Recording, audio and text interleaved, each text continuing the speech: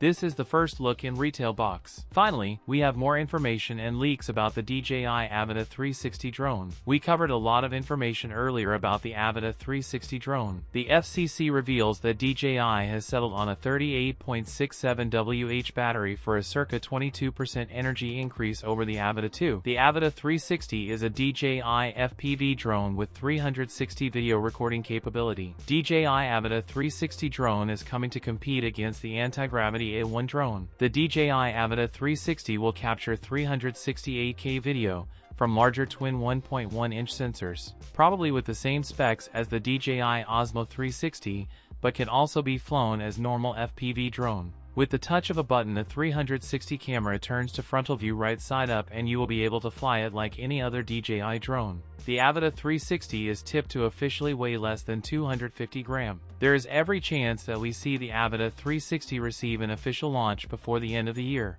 DJI hopes to launch the Avata 360 for around 5,000 Chinese yuan in China. That's it for today's video. If you enjoyed it, don't forget to like, comment, and subscribe for more content. Thanks for watching, and I'll see you in the next one.